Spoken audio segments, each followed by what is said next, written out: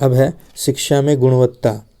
हम वीडियो को part part में डिवाइड कर रहे हैं, इसका कुछ रीज़न है ताकि आप लोग शांति से देख पाइए। लंबा वीडियो रहता है, आप लोग या कोई भी आदमी सही सच में उगता जाता है, तो बस यही है। अब है गुणवत्तापूर्ण शिक्षा, क्वालिटी एजुकेशन जिसको हम कहेंगे। ये क्या है? मतलब सामान्य से पहले ऐसे मतलब समझिए। हम जो किसी भी विद्यालय में अपने बच्चे को देते हैं, सबसे पहले क्या देखते हैं कि उस विद्यालय में पढ़ाई कैसी हो रही है ना, किस किस तरह के शिक्षण विधियों का अपनाया जा रहा है, किस तरह की व्यवस्था है, तो बच्चों के लिए क्या क्या व्यवस्था है, किस किस प्रकार की शिक्षण विधियां हैं, यही सब हम लोग देखते हैं। तभी ना अपने बच्चे को एक अच्छे जगह पर देते हैं, एक अच्छे विद्यालय में देते हैं। तो यही है कि गुणवत्तापूर्ण शिक्षा या शिक्षा में गुणवत्ता ये है क्या।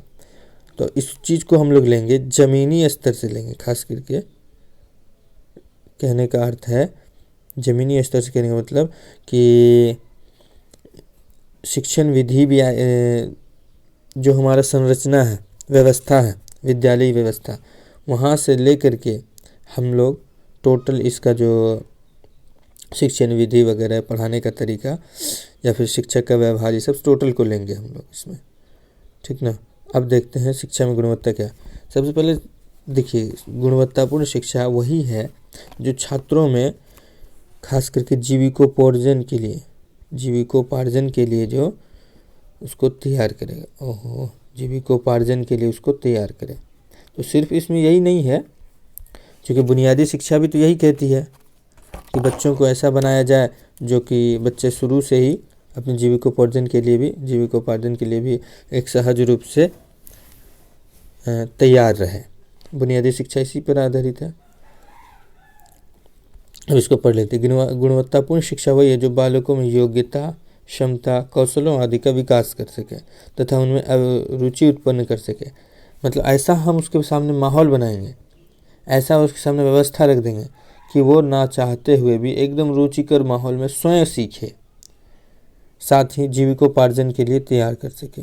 मतलब जो है कि वो ऐसा उसको शिक्षण करे वो जो उसके दैनिक जीवन में काम आए और उस अपना जीविका उससे वहन कर सके, चला सके, जिससे कि राष्ट्र की उन्नति एवं विकास में वह अपना सहयोग कर सके। राष्ट्र की उन्नति एवं विकास में वह अपना सहयोग कर पाए, इसके लिए क्या है, हम उसको रुचि के अनुसार सिखाएंगे, जीविकोपार्जन के लिए तैयार करेंगे। यही है बालकों में गुणों का विकास करना। अब एक तथ्य ये भी है कि बालकों में किस चीज़ का विकास करना, गुणों का विकास करना ही गुणवत्तापूर्ण शिक्षा है। अब गुण का विकास क्या होगा, कैसे होगा? हम बोलेंगे पढ़ लो तो पढ़ेगा, हम उसके सामने ऐसा व्यवस्था रख देंगे, इतनी मजबूत व्यवस्था रखेंगे, इतना लचीला व्यवस्था रखेंगे, इतना सुंदर व्यवस्था रखेंगे कि वो ना चाहते हुए स्वतः सीखेगा, वो भी रुचिकर माहौल में। अब इसके बाद है शिक्षा में गुणवत्ता के महत्वपूर्ण पहलू। गत्यात्मक तथ्य इसमें हम सिर्फ समझा देते हैं, इसको आप लोग अपने से पढ़ लीजिएगा, वीडियो लंबा हो जाता है वरना। गत्यात्मक तथ्य कहने का मतलब है, गति से लीजिए इसको, मोशन। मतलब हमारे जो विद्यालय में जो हम शिक्षण विधि अपनाते हैं या शिक्षा नीति अपनाते हैं या पाठ्यचर्या है हमारे या पाठ्यक्रम है, हमारे जो शिक्षण का तरीका है वो एक जैसा नहीं रहना चाहिए। क्योंकि पहले की पीढ़ी अलग थी, अब की जो पीढ़ी है वो अलग है, उसके सोच विचार अलग, पहले के सोच विचार अलग थे, अब के सोच विचार अलग है। तो उसी हिसाब से समाज की मांग के अनुसार से हम शिक्षण अधिगम प्रक्रिया को अंजाम देंगे, ना कि ये हमारा जो रूढ़िवादी चल रहा है या फिर परंपरा चल रहा है कि आना है, क्लास में बकना है, चले जाना है। तो ऐसा तो करना नहीं है।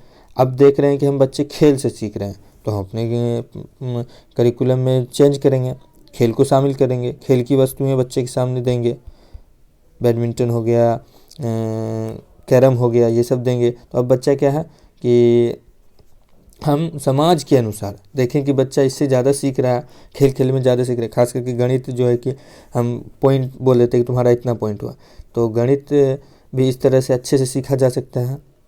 तो समाज की मांग के अनुसार से जो हम अपने क्या कह लेते हैं शिक्षण पद्धति में या फिर पाठ्यचर्या, पाठ्यक्रम या नीति में बदलाव करते हैं, यही है हमारा करना चाहिए, तो ही हम गुणवत्तापूर्ण शिक्षा के लक्ष्य को प्राप्त करेंगे। मतलब बदलाव करते रहना चाहिए समाज की मांग के अनुसार। अब है दूसरा, प्रतियोगिता से संबंधित। देखिए इसको भी हम समझ लेते हैं, प्रतियोगिता हमको कैसे कराना है। अब ऐसा नहीं बच्चे में प्रतियोगिता कराएं, हीन भावना आ गया, वो उससे आगे निकल गया तो इसमें हीन भावना आ गया, अब हम पीछे रह गए। सकारात्मक मानसिकता के साथ या फिर स्वस्थ मनोभाव के साथ कराना है, जिससे कि बच्चे में एक दूसरे से इस तरह का भाव उत्पन्न हो कि वो कर सकता है तो मैं क्यों नहीं, और उसमें ऐसा हम गुण पहले से ही विकसित करेंगे, बच्चे को समझाएंगे अच्छे से पढ़ो तो भविष्य में ये है वो है। अगर हम उसको उसका भविष्य दिखाएंगे तो वो स्वयं ही प्रतियोगिता में एक सकारात्मक दृष्टि से भाग लेगा। तो प्रतियोगिता हम किस तरह से कराएंगे, सकारात्मक मनोभाव से बच्चों को समझा करके सकारात्मक या फिर स्वस्थ मनोभाव से कराएंगे, ठीक ना। अब है इसके बाद शिक्षा व्यवस्था। अभी हम पहले ही बात की थी कि हमारी शिक्षा व्यवस्था किस तरह से होनी चाहिए, है ना, गत्यात्मक शिक्षा व्यवस्था होनी चाहिए, ताकि जो शिक्षा व्यवस्था है वहाँ पर सभी प्रकार की सुविधा उपलब्ध हो और एक सुव्यवस्थित ढंग से। ये नहीं कि कोई भी टेबल क्लास के बाहर है, कुर्सी क्लास के बाहर है, बेंच क्लास से बाहर है, चौक कहीं से कहीं रखा हुआ, डस्टर कहीं से कहीं। तो इस तरह से एक सुव्यवस्थित ढंग से रहना चाहिए हमारी शिक्षा व्यवस्था। तो ये तो वैसे हम सुविधा से संबंधित बोल दिए।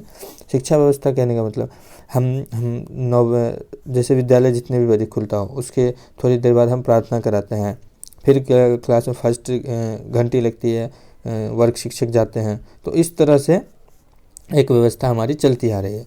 अब ये नहीं है कि हम जैसे 9:30 बजे प्रार्थना हुआ, प्रेयर हुआ, उसके बाद शिक्षक गए 11 बजे, तो इससे क्या है, ये व्यवस्था ढीली पड़ जाएगी, है ना, धीरे धीरे वो खराब होती जाएगी व्यवस्था। तो इस तरह से व्यवस्था नहीं चलना चाहिए।